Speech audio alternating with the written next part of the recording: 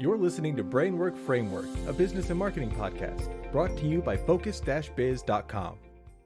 Business owners and entrepreneurs, are you looking to master your mind, trying to do less but achieve more?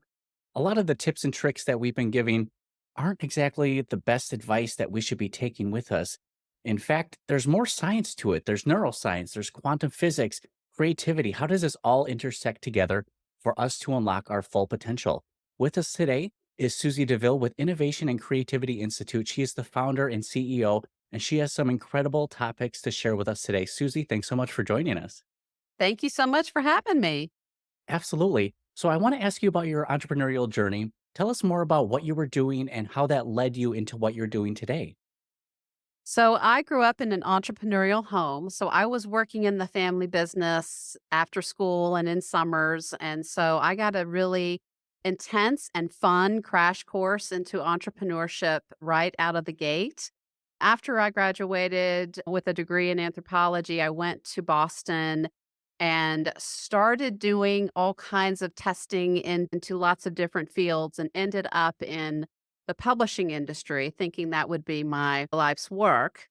And went to London and worked in the publishing industry there. And then it was this really strange era of a lot of buying and selling of publishing companies, and a lot of authors and lists were being sort of fragmented and bought and sold. And I thought, maybe this isn't what I'm interested in. So I came back to the mountains of Western North Carolina and started over. And I got into the world of nonprofit leadership. And that was sort of my first foray into really working in an entrepreneurial way, even though it was a nonprofit. And so I launched two different nonprofits and left 2 day before my due date for my baby. And then I got into the world of real estate, got my license, and I've been a real estate broker for over 20 years. And during the Great Recession, I started my own real estate company, much to the howls of everyone around me who thought I was insane. But this was right at the beginning of what I refer to as my nuclear winter period, when everything in my life just sort of imploded and collapsed. And even though I had been studying and researching innovation and creativity since 2006, it really wasn't until I started to pursue my own artistic journey that I could see how all the pieces fit together. And that's exactly what I had to have to pull myself out of the various messes that I was in with regard to my business, my personal life, my health. Everything pointed to I had to redesign how I thought, how I lived, and my own perception of what was possible. And it was really tapping into my innate creativity that led the way. Wow, that's such a fascinating journey. And I love the pivots you made when new obstacles presented themselves and how you overcame them. But that mental mind shift that you had to go through to realize that the creative aspect and taking in all these outside resources to put them together to create something new, like a phoenix rising from the ashes to where you are today. It's truly incredible. I love to hear that. Well, thank you. And I really had my Scarlett O'Hara moment where, in the depths of despair, I was like, oh my gosh, as God is my witness, if I get out of this, I'm going to help as many people as I possibly can. And that's exactly what the impetus for my book was. And I decided to collect all of this information together.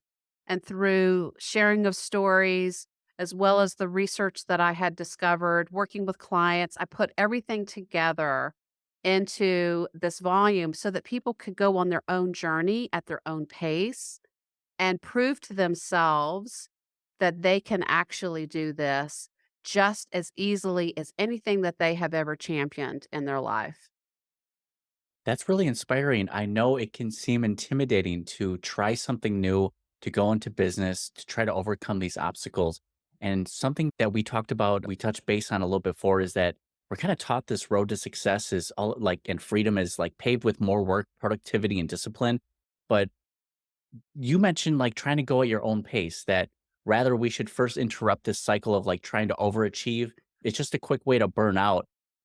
You mentioned that there's an easier way to accomplish this, that this preconceived notion. We should be looking at this from a new perspective. Absolutely. And I want to be clear for everyone so that you can just breathe a collective sigh of relief that these things that we think and feel are a product of how our brains are wired, as well as the prevalent cultural messaging that we receive. So it's no one's fault that this is how we've been trained to act, but I want everyone to understand that if you feel this pervasive sense of I am not enough or some version of imposter syndrome, that this is so unbelievably common and that most people have this to some degree or another. And there is a way to interrupt this cycle.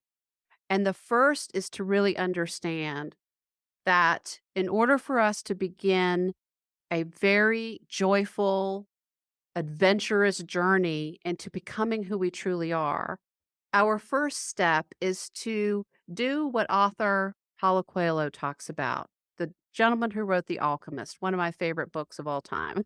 And that is to inspire ourselves, literally breathing in beauty, art, nature, being with those that we love, and doing the things that bring us alive. And that first collection of things kind of helps us remember, oh my gosh, I did used to love to do that. Or that does bring me a lot of joy. Or that seems to bring my energy through the roof. This is the beginning point for putting ourselves back at the helm and really reconnecting with our authentic selves. That's an interesting perspective because all the books and people I follow, it always sounds like you need to do work, you need a business plan, you need to start with this. But yet, this one suggests actually taking a step back and taking a moment to just think, appreciate the world around you, and almost inspire this creativity that's inside of you. And I love that you mentioned that we're all kind of struggling with this imposter syndrome. What if we're not good enough? That just makes us feel isolated. We feel like no one else knows about this or feels this way. And here you are saying, yes, everyone absolutely feels this way. It is very much the case. And the other thing that happens as a result of this pervasive thought, I am not enough, is that we believe that we have to achieve in order to have some kind of worth or value. So that puts us on the slippery slope of, okay, well, I have to cling to perfectionism. I have to be very controlling. Then I'm going to have to work my tail off and avoid things that give me joy and pleasure and turn my head toward the direction of more discipline, which of course does nothing but burn us out. And it further separates us from the very things that help us be successful. And that is our connection to our intuition, our imagination, and our problem solving skills. So once we get back sort of at the helm of our true selves by inspiring ourselves, then we're in a position to do what I call the 5 M's. And I discovered these during my own journey, my own dark night of the soul, and wrote about each one of these in my book. And I want folks, when I go through what these are, I want you to know that you can start with just one for 10 minutes a day. And it doesn't have to be overwhelming and it doesn't have to be complicated or expensive.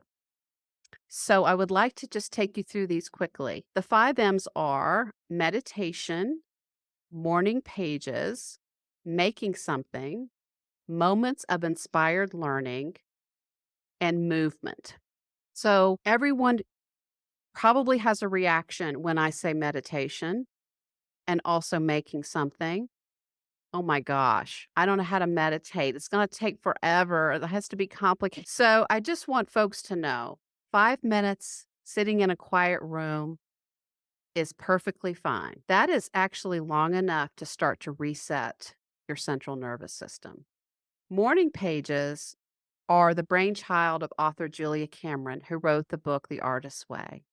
And I'm going to tell you all, you must buy this book and read that one too. This is a wonderful practice of just spending some time in the morning writing in a journal. We're not talking about prose or beautifully punctuated sentences. This is just getting a bunch of gunk out of your head onto the page. And sometimes I will just whine and complain in my morning pages. Sometimes I'll write about a bad dream. Sometimes I'll write about an idea that I have, something that's just distracting me or maybe not making me feel good or something that I want to celebrate, even. But just having that time to connect with yourself. And if you feel that journaling is too much of a stretch for you, just start with one paragraph and build a practice from there. But it works on us. It's very subtle. It's very powerful. How over time, the power of the accumulation of this one practice can definitely change your entire life. Movement can be anything that you love to do. You can do chair exercises, you can hike in the woods. But this is an opportunity to start to not only engage musculature, but also your central nervous system in a different way. And if you're outside, of course, this is a great way to get ideas that may seem kind of elusive for you during other times of the day. I have written standing in the middle of a lot of trails into a tiny little pocket journal because I get my best ideas when I'm walking. The next moments of inspired learning can just be one inspirational quote. I write down an inspirational quote every morning, and this is has turned out to be, because I'm collecting these into a 5-year journal. These are just so much fun because I leaf through every day as I go to the next page, and you just get a little injection of jolly inspiration. I Or have a question. yeah, Are these inspirational quotes, are these ones that already exist, or are you making them up? these are ones that already exist, but you could write your own for sure. Absolutely. But I love the practice of, I'll just Google something like quotes on the power of nature or quotes on how to access courage. And I love how when you write all these things down, so I've been doing this since January 1st in this particular new journal. And these things, once you write them down, you'll see something that you wrote down from one of the Stoics on February 1st teaches you something that Picasso said about the importance of remaining an artist as you grow up. And your brain just goes, and it takes 5 minutes and it just gives you the chills sometimes. It's just very powerful. And Love the last M, which is the one that all my hard charging entrepreneurs will fight me on, is making something. And this can be anything from a sketch to a collage to a painting to a beautiful Italian sauce. You can do something in the garden. But the trick is that you're engaging your hands and that you are willing to engage in this world across this threshold where you are kind of just out of your head, out of your normal thinking routine, and you're just surrendering into the moment of making something.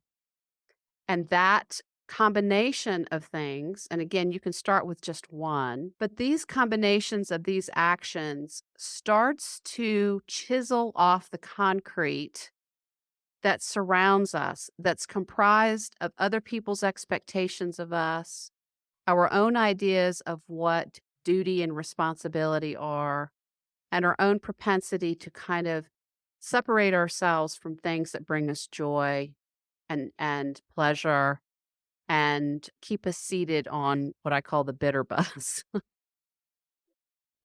That is some great advice, and I love the perspective that you gave, and this is tangible advice people can take with them, the 5 M's. And I think it's also a testament to how our brains are wired. As you mentioned, a morning pages journal. My first thought was work, productivity. I got to do a to-do list. And you're like, no, no, no, no. Just put down what you're feeling, put something different, something expressive. You're like, make something. And I'm like, oh, like I need to make something digital on the computer. Like, no, no, no, like with your hands, or like Yeah. this is almost a testament to how our brains are wired. And well, I have to just put a plug in for the analog world because so many of us are missing out. Now, I know that I have a little bit of a problem when it comes to having a stationary addiction, which I will fully readily admit. However, I have seen the most incredible transformations happen when people will just buy a cheapo notebook from the grocery store and stick a pencil in the middle of it and sit down in the morning and just write for a few minutes. There is a very unique set of things wiring and firing in the brain that does not happen when you're typing on a laptop or on your desktop computer. So it's a beautiful, easy way to set yourself free first thing in the morning. And I do want to put a comment in here about to-do lists because I recently read some research that really changed how I handle to-do lists and how I negotiate with these long lists of things. Because I learned that the brain, when faced with these long to-do lists, will continue to try to solve for X in the background. So we may think, oh, this is great. I've got all this stuff written down, which getting it out of your head is vitally important. The piece that we are missing is the opportunity to negotiate with our subconscious mind and say, I'm going to do one thing on this list. I've captured all the other things. So you don't have to keep working on those. I've got it written down. Let's just stick with me on this one task. And what happens is that you start to stem off what is kind of like a slow leaching drain from your brain power and your access to your creativity. And you have more willingness and a lot less procrastination to very thoughtfully and mindfully work your way through that list without feeling that sort of anxious, icky feeling of there's not enough time. I'm never going to get it all done. That is some great advice. And I love that you shifted that based on the to-do list. You're like, here's a tip that'll really help you. Cause that's how I feel about them. They are very draining. And at the end of the day, I'm just always go, go, go, work. And we have to take a moment to pause and shift our brain, our perspective on how we approach certain tasks or situations. So that way we can just be a more creative self or more productive self. And you mentioned this formula for getting anything we want. Can we talk about that? Yes, absolutely. So we've already hit on the first part of the formula, which is it starts with inspiration, right? So we're breathing in the things that bring us alive. That tops off our willingness tank. And that willingness energy and that sort of sense of possibility helps us begin bringing in the 5 M's into our practices in the morning. Now, I know some people will do a walk in the evening or whatever, but I will always advocate for getting things done at the beginning of the day, if at all possible, because of the benefit that it gives you throughout the entire day. But I understand that life is not perfect. So you can always add it in when you can, but just know that there's a lot of goodies that come when you do it earlier rather than later. So inspiration plus 5 M's. Now we have even more willingness and even more access to our intuition. And because we've done the making something part of the equation, we have tapped into what I call our creative back channels. So now that we've accessed this intuition, we're starting to build our courage muscles. And this now that we've fired up this connection to ourself, and it's rich with all kinds of intuitive hits with how we should approach something that's maybe a challenge in our personal life, or how to write the best sales copy for our website, whatever that is. We're now engaging parts of our brain that typically are not being accessed. So courage comes in Now we have a lot more willingness to take bold action. We're not stepping back and holding ourselves back and wondering if we have what it takes, leaning back into that imposter syndrome. Rather, we're stepping forward and we're willing to sort of step across the threshold and do something, even if we're not quite sure we're going to be successful at it or not, even if we're not quite sure how to do it. I can't tell you how many things I have done having no clue how to do them, but it's in the doing that we get the map for how to do it. So if you just sort of embrace this sort of curious place of playfulness, which is much easier once we have done the 5 M's, and we take our bold action, now guess what happens? We ignite synchronicity. And I'm going to tell you, it sounds like magical thinking. I know it sounds bananas. I will tell you that if you do this work and you pay attention, you will receive the most incredible gifts of synchronicity.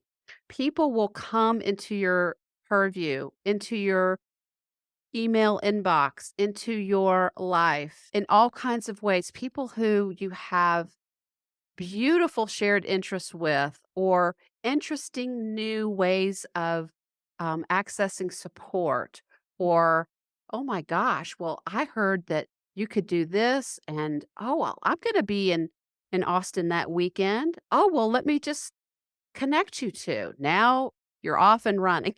And these kinds of things happen as a course of just a regular old day, to the point where you'll be like, oh, yeah, there's another one. Incredibly magical moments that just seem to happen all the time, but it's true. So now we're not fighting against the current. We're just in the river of this beautiful sense of being in flow within ourselves and within the community and in the greater universe. And the quantum field, which is itching to partner with us, is going to be ignited and sparked the more we come back to the practices of doing the 5 M's, and we take those little steps or those bold actions and we keep firing up our courage, we will continue to fire up synchronicity. And we leave this sort of survival brain and we enter the world of creation, and we leave scarcity and we enter into abundance. And so those things that we most want to happen, that we most want to create, the lives that we are passionate about living, becomes within reach and in ways that you can hardly even imagine. Susie, so inspiring. I'm actually having a light bulb moment here. It is all coming together, like the frequencies are resonating. And that's kind of the perspective that, wow, it really does seem that when I'm in a much more positive, appreciative mindset, work just feels fun.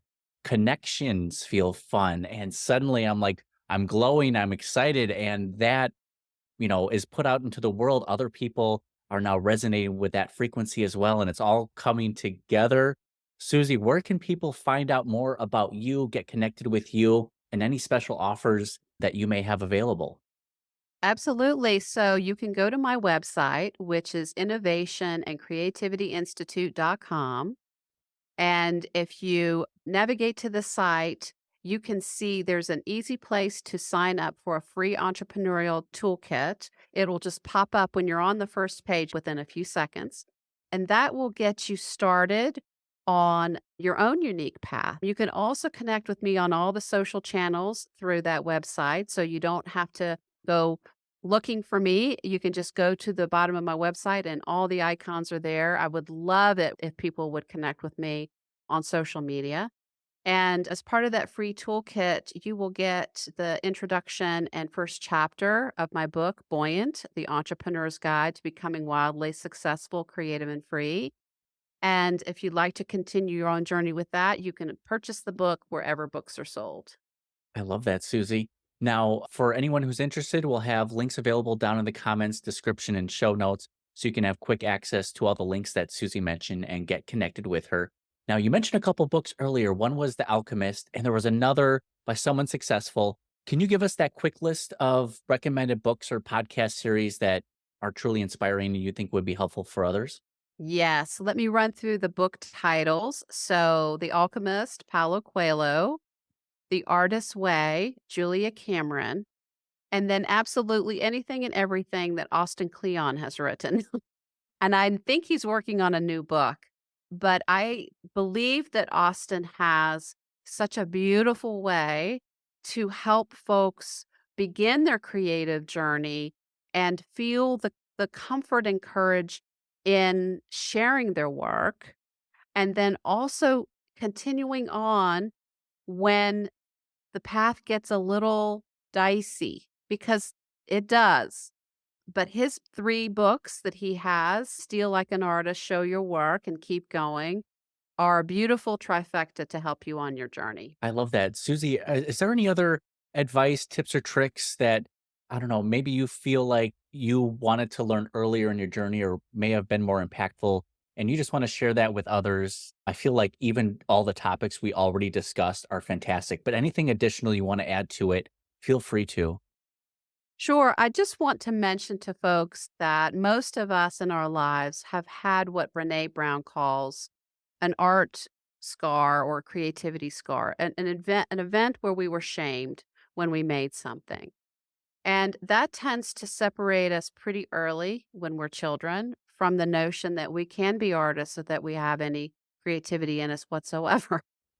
And I work with a lot of clients, a lot of entrepreneurs who will just demand that they're not artists or creative. And by the way, it's a waste of time. It's only for people who are retired or for kids or people who are crafty. And once they understand that, yes, indeed, they are creative vastly, and once they start to engage and tap into it, their entire businesses and personal lives shift. But we have to go back to those sort of raw moments when we were kids and begin to just recognize, okay, what was that moment for me? Or do I even have a moment like that? And how did that potentially influence my thinking?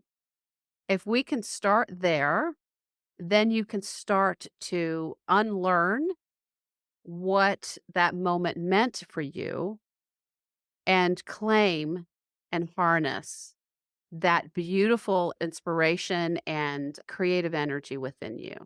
Susie, those are great points because I can't tell you how many times I've heard that from other entrepreneurs and colleagues. I'm just not creative. I'm not talented at that. I just can't do it. But then they realize if they actually put some effort in, suddenly they're like, wow, I'm actually pretty good at this creative stuff, whatever that may be. And there's so many different sub levels of creativity that they could explore and find that they're either really good at. And even if they're not good at it, just be passionate about it. Have fun. As long as you're enjoying it, I feel like that's the overlying topic and thing that they should understand. The outcome of the creative process is irrelevant, whether you like it or not, whether you think it's any good or not. It's bonus if you love it. The part that matters is the time spent engaged in the creative act, engaged in the making of something, because that's where all of the things are happening on the interior of us. And that's what fires and boosts our courage and all of that beautiful synchronicity that we discussed. Susie, it is incredible to hear about your journey, the tips and tricks, and the thought process behind how we, as entrepreneurs, business owners, creative career people, how we can unlock our full potential. And I feel like you're really onto something here, and we need to get this message out to everyone. We appreciate you taking the time to share everything with us. Thank you so much. I hope you have a wonderful rest of your day, and so excited for the future and what that holds for you. Thank you so much. It has been an absolute delight and pleasure to be here today. Thank you so much, Susie.